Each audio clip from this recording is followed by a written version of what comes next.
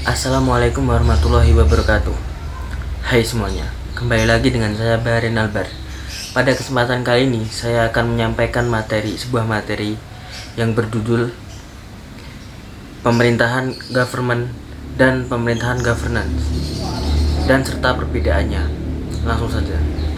Pemerintahan government dapat diartikan sebagai pemerintahan yang sekelompok orang mengatur sebuah komunitas atau unit.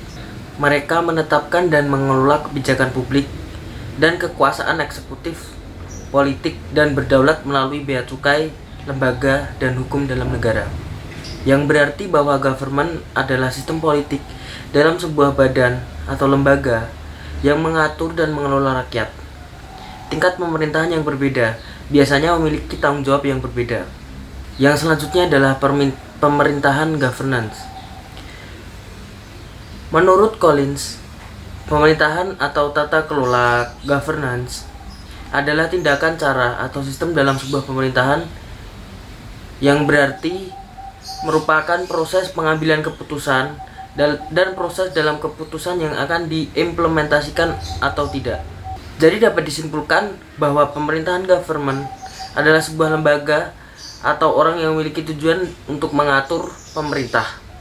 Contoh pemerintah yaitu kepala desa, bupati, presiden, dan lain sebagainya.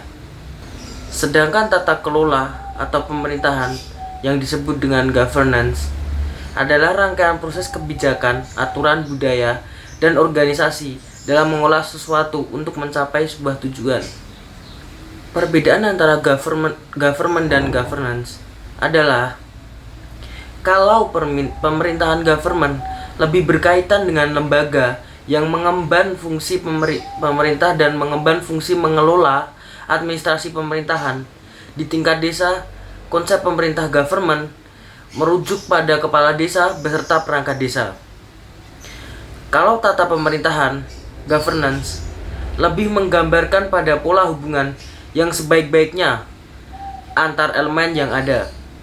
Di tingkat desa, konsep tata pemerintah good governance merujuk pada pola hubungan antara pemerintah desa, kelembagaan politik, kelembagaan ekonomi, dan kelembagaan sosial dalam upaya menciptakan kesepakatan bersama. Menyangkut pengaturan proses pemerintah, hubungan yang diidealkan adalah sebuah hubungan yang seimbang dan proporsional antara 4 kelembagaan desa tersebut. Dengan demikian, cakupan tata pemerintahan governance lebih luas dibandingkan dengan pemerintahan government. Karena unsur yang terlibat dalam tata pemerintahan mencakup semua kelembagaan yang ada di dalam desa, termasuk di dalamnya ada unsur pemerintahan, yaitu government. Hubungan antara pemerintahan government dengan tata pemerintahan governance bisa diibaratkan hubungan antara rumput dengan padi. Jika kita hanya menanam rumput, maka padi tidak akan tumbuh.